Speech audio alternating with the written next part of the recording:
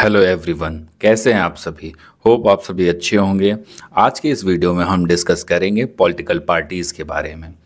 Context ये है कि हाल ही में हुए गुजरात विधानसभा चुनाव 2022 में आम आदमी पार्टी ने 13% वैलिड वोट के साथ 5 सीटें जीतकर राष्ट्रीय पार्टी यानी कि नेशनल पार्टी होने का दर्जा हासिल कर लिया है।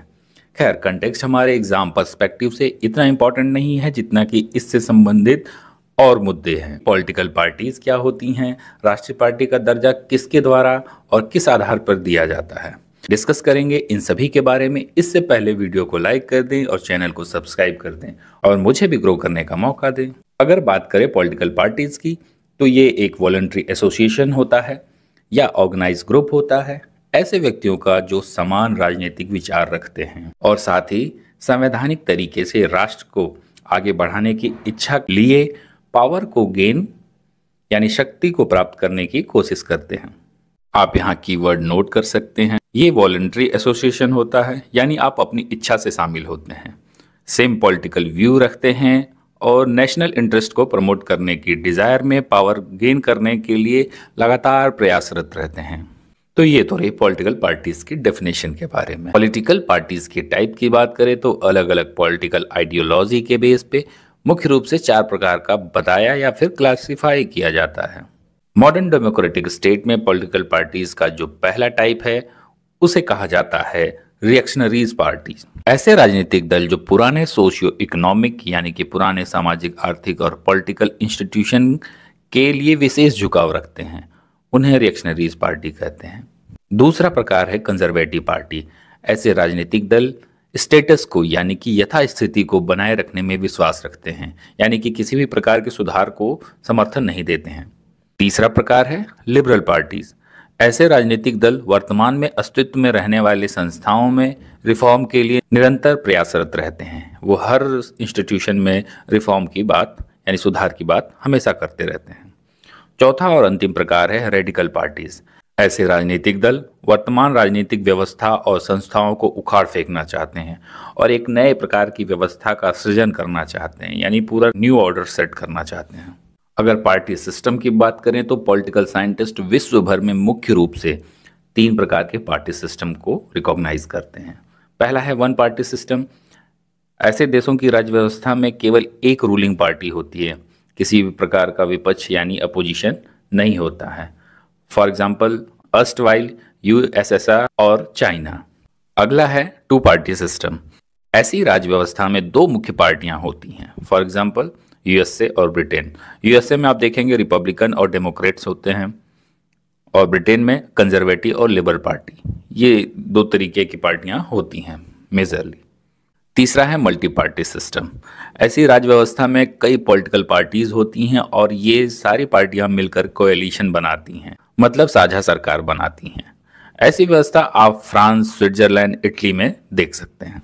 अगर भारत में राजनीतिक व्यवस्था की बात करें तो कुछ इंपॉर्टेंट कैरेक्टरिस्टिक्स ऐसी हैं जो आपको पता होने चाहिए इंडियन पार्टी सिस्टम के बारे में। वो इस प्रकार हैं। भारत की राजनीतिक व्यवस्था में जो पार्टी सिस्टम है उसका जो पहला कैरेक्टरिस्टिक्स है उसे हम कहते हैं मल्टी पार्टी सिस्टम। देखिए, भारत का कॉन्टिनेंटल साइज बहुत बड़ा है और भारत के समाज का जो कैरेक्टर है बहुत ही डाइवर्स है। और चूंकि भारत में यूनिवर्सल एडल्ट फ्रेंचाइजी यानी कि 18 साल के ऊपर के वयस्कों को मताधिकार की अवधारणा को अपनाया गया है, इसलिए पॉलिटिकल प्रोसेस भारत में बिल्कुल विलक्षण आपको देखने को मिलेगी। इस कारण कई राजनीतिक दलों का इमरजेंस हुआ। वास्तव में तो विश्व में सबसे ज़्यादा पॉलिटिकल पार्टी इंडिया में ही है। वर्तमान में आम आदमी पार्टी को शामिल करते हुए 9 नेशनल पार्टी हैं, 52 स्टेट पार्टी हैं और 2796 रजिस्टर्ड अनरिकॉग्नाइज्ड पार्टी हैं। भारत में सभी प्रकार की विचारधारा वाले राजनीतिक दल हैं, मतलब कि लेफ्टिस्ट भी हैं, सेंट्रिस्ट भी हैं, राइटिस्ट भी हैं, कम्युनल भी हैं, नॉन कम्युनल भी हैं। भारत में पार्टी सिस्टम की जो अगली विशेषता है वह है one dominant party system. India में देखिए लंबे समय तक कांग्रेस का शासन रहा है। यूं कहिए कि 1967 के बाद से जो कांग्रेस का डोमिनेंस था उसमें थोड़ी बहुत कमी आने की शुरुआत हो गई थी। But eminent political analyst Rajni Kothari के अनुसार Indian party system one party dominant system है। अगली विशेषता है स्पष्ट विचारधारा का अभाव। बीजेपी, सीपीआई और सीपीएम को छोड़ दें, तो अन्य किसी भी पॉलिटिकल पार्टी की कोई क्लियर आइडियोलॉजी नहीं है। लगभग सभी की एक दूसरे से मिलती जुलती विचारधारा है। इनके पॉलिसी, इनके प्रोग्राम काफ़ी हद तक समान दिखेंगे। लगभग सभी पार्टियां एडवोकेट करती हैं डेमोक्रेसी को, सेकुलरिज्म को, सोशलिज्म को, गांधीज्म को। इसलिए इन दलों की पॉलिटिक्स विचारधारा के बजाय अब मुद्दों पर आधारित हो गई है। अब नतीजा ये होता है कि अवसरवादिता का चलन बढ़ जाता है। कहने का मतलब आपकी कोई आइडियोलॉजी है नहीं कि आप उसी पे काम करेंगे, और ऐसे में आप जो भी मुद्दे आएंगे उसमें अवसर ढूंढेंगे कि किस तरीके से आप पावर को गेन कर पाएं। भारत में पार्टी सिस्टम की जो अगली विशेषता है वो है व्यक्तित्व का महिमा मंडन। अक्सर ऐसा होता है कि पॉलिटिकल पार्टी का एक एमिनेंट लीडर होता है जिसका महत्व पार्टी और पार्टी की विचारधारा से कहीं ज़्यादा हो जाता है। पॉलिटिकल पार्टी अपने मैनिफेस्टो यानी कि घोषणा पत्र के बजाय अपने नेताओं की वजह से पहचानी जाती हैं। जैसे कि आप देखेंगे कांग्रेस में पंडित जवाहरलाल नेहरू, इंदिरा गांधी, राजीव गांधी, इनके वजह से कांग्रेस की पहचान ज़्यादा रही है। वहीं AIADMK MG रामचंद्रन की वजह से और तेलुगु देशम पार्टी NT रामाराव के वजह से जानी जाती है। कई पॉलिटिकल पार्टी तो अपने लीडर्स के नाम पर तो पार्टी का नाम ही रख देते हैं। जैसे आप बीजू जनता दल आपने सुना होगा, बीजू पटनायक के नाम पे है। लोक दल A, कांग्रेस I से इंदिरा हैं, A फॉर अजीत हैं। अगली विशेषता है ट्रेडिशनल फैक्टर के बेसिस पे पॉलिटिकल पार्टी का गठन होना। देखिए वेस्टर्न कंट्री में जो पॉलिटिकल पार्टीज हैं उनका गठन वहाँ के सोशियो इकोनॉमिक और पॉलिटिकल प्रोग्राम के बेसिस पे होता है। वहीं भारत में अधिकतर दलों का गठन धर्म, जाति, भाषा, संस्कृति, नस्ल आदि के आधार पे हुआ है।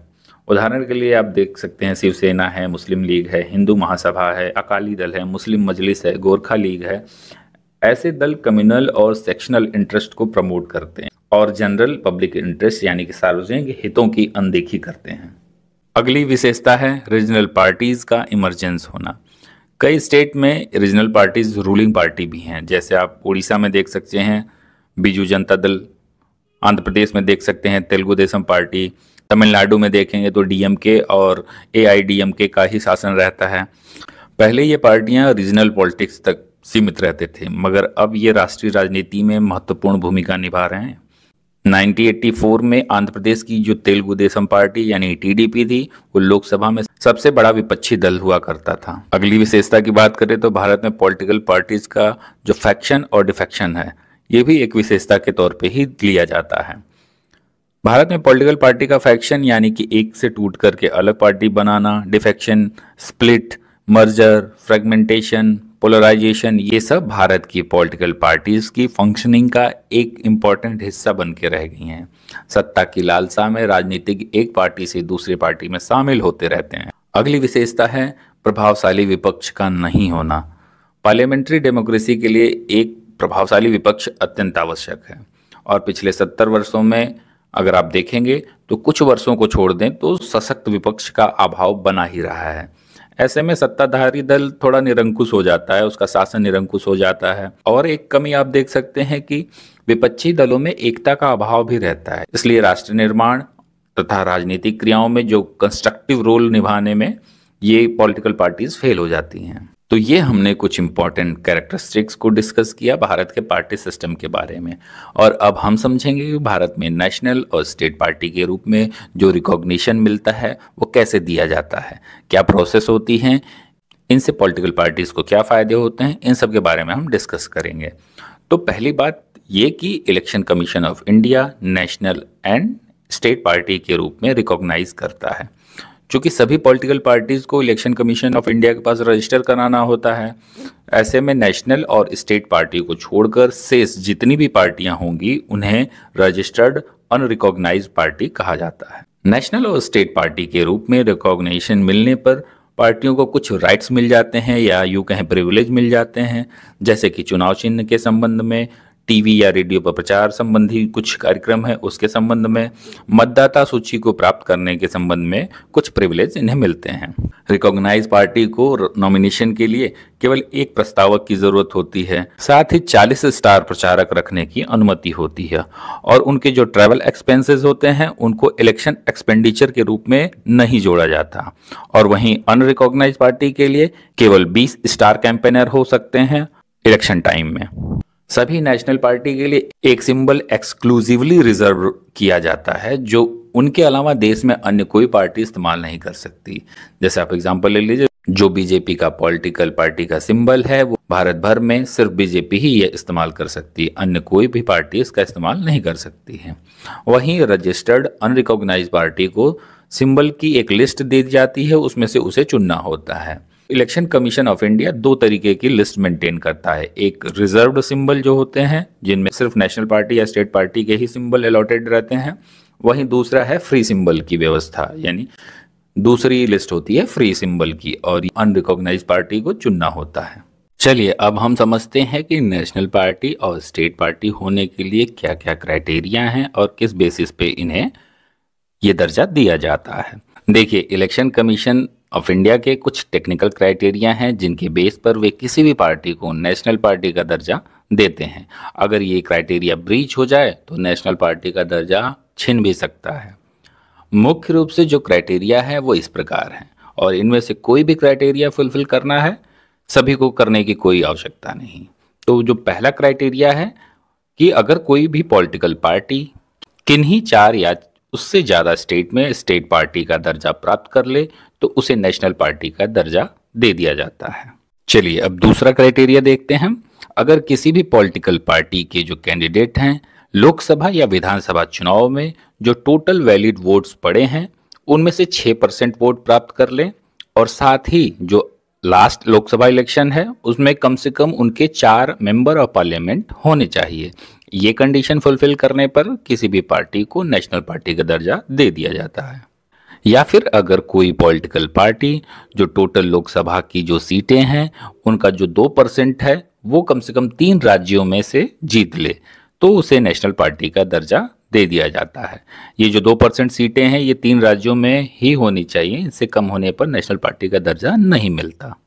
ये तो हुई बात नेशनल पार्टी के क्राइटेरिया की।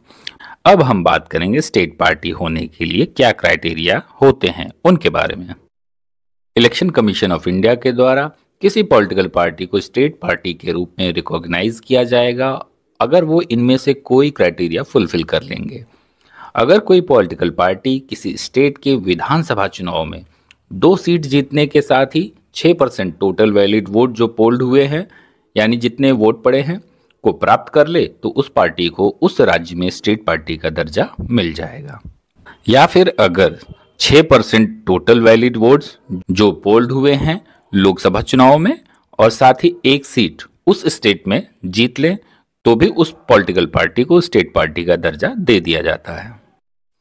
या फिर उस राज्य की जो विधानसभा सीट्स हैं उनका 3% जीत लें या फिर 3 सीटें जो भी इनमें से ज़्यादा हो जीत करके स्टेट पार्टी का दर्जा प्राप्त किया जा सकता है। इसके अलावा प्रत्येक राज्य को आवंटित लोकसभा सीटों में से प्रत्येक 25 लोकसभा सीटों के लिए 1 सीट जीत लें या फिर संबंधित राज्य से लोकसभा के लिए आम चुनाव में जो भी फ्रैक्शन एलोकेट किया गया है उन्हें जीत लें तो भी स्टेट पार्टी का दर्जा मिल सकता है। एक और क्राइटेरिया जो 2011 में जोड़ा गया, अगर कोई पॉलिटिकल पार्टी लोकसभा या विधानसभा चुनाव में 8% टोटल वैलिड वोट्स जो पड़े हैं उन्हें प्राप्त कर ले तो उसे स्टेट पार्टी का दर्जा दे दिया जाता है। तो ये हमने समझा पॉलिटिकल पार्टी के बारे में, जो रिकॉग्निशन है नेशनल और स्टेट पार्टी के रूप में उनके बारे में। होप आपको ये लेक्चर अच्छा लगा होगा, तो इस वीडियो को लाइक कर दीजिए और इस चैनल को सब्सक्राइब कर दीजिए। Thank you very much.